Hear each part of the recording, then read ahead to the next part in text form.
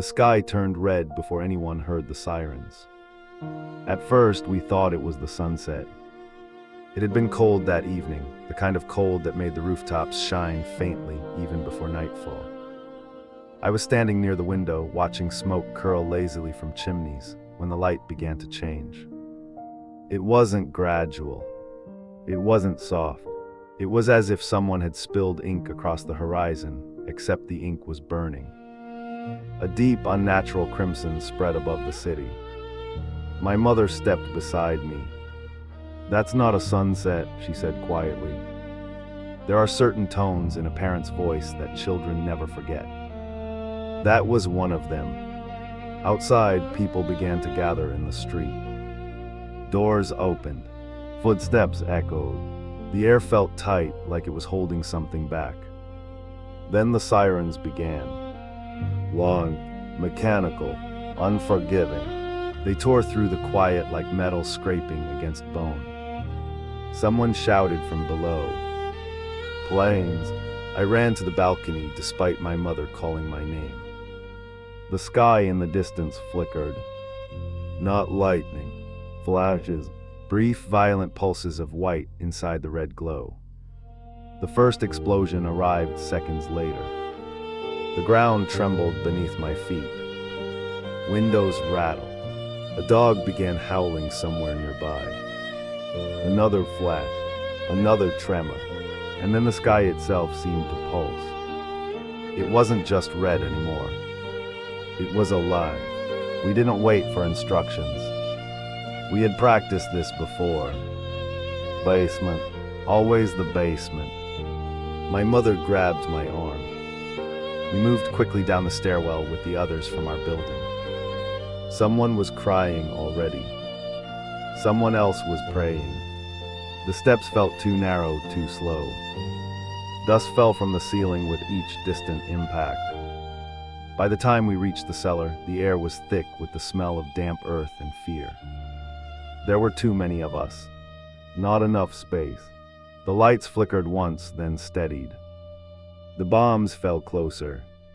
You could tell by the sound. Far away, they were dull and heavy. Closer, they screamed. A whistling descent that seemed to last forever before shattering the world above. Each time, the building shuddered like an animal trying to shake something off its back. A woman near the wall covered her child's ears. I covered mine too, but the sound traveled through bone, through chest, through breath. Between the explosions, there were seconds of silence so complete they felt unnatural. Then another scream from the sky. Another impact. Time stretched strangely. Minutes felt like hours. Hours like seconds. At some point, the air changed. The damp smell of earth was replaced by something sharper. Smoke. It filtered down through cracks we hadn't noticed before. Someone coughed.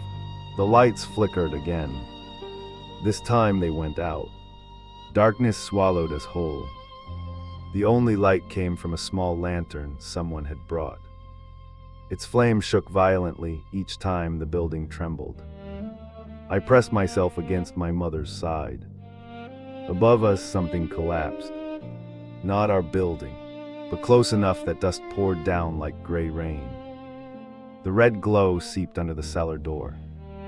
Even underground, the sky found us. When the bombing finally slowed, it did not end abruptly. It faded, like a storm moving away. The sirens changed tone. An all-clear signal, though no one trusted it immediately. We waited. 10 minutes, 20, no more impacts, only distant crackling, and a sound I did not recognize at first.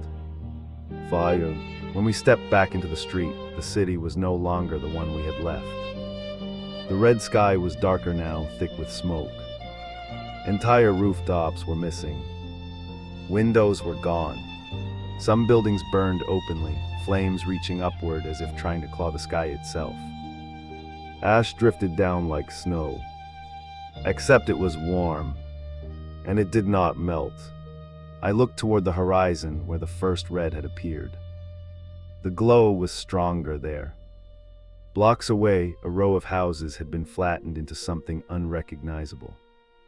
People moved through the street in silence. No shouting, no chaos, just shock. A man stumbled past carrying nothing but a photograph frame without its glass. A woman knelt beside rubble, hands bleeding, digging with no clear target. Firefighters were already working, but there were too few of them. The sky remained red long after the last plane had disappeared. It reflected off smoke, off broken glass, off tears. I realized then that the color was not coming only from the setting sun, it was coming from us. From what was burning, from what was lost. That night we did not sleep. No one did. We watched from the sidewalk as water arced into flames, as walls collapsed inward, as sparks rose like dying stars. By morning the red had faded.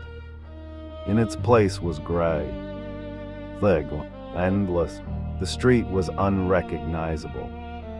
Where a bakery once stood, there was only blackened stone. Where a tailor's shop had displayed bright fabrics, there was a hollow shell. Our building remained standing. Barely. Windows shattered. Walls cracked. But upright. We were among the fortunate. And that realization carried its own weight. In the days that followed, we searched. For neighbors. For belongings. For explanations. Lists were posted, names crossed out, names added. Some families left the city entirely. Others stayed because they had nowhere to go. The red sky became a memory we shared without speaking. Every time dusk approached, people looked upward cautiously, measuring color, measuring light, as if trying to predict whether it would happen again. Weeks later, I climbed to the rooftop alone. The repairs had begun, but slowly. From that height, the damage stretched farther than I had understood from the street. Whole sections reduced to scars. Yet among them, laundry still hung between buildings.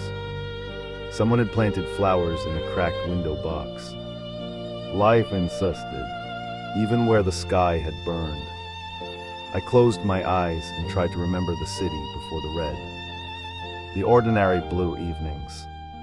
The way shadows lengthened naturally.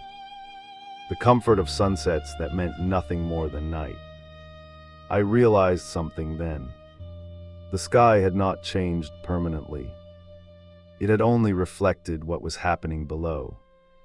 Fire paints the clouds. Smoke colors the horizon. But when flames die, the sky returns to itself. That night, as dusk settled again, I stood watching carefully. The light turned orange, then soft gold, then violet, no red, only the ordinary fading of day. I exhaled without realizing I had been holding my breath. The sky had turned red over the city. It had frightened us, broken us, marked us, but it had not claimed everything. Because even after fire, even after collapse, even after the ground trembles and the air fills with ash, the sky does not belong to destruction. It only mirrors it.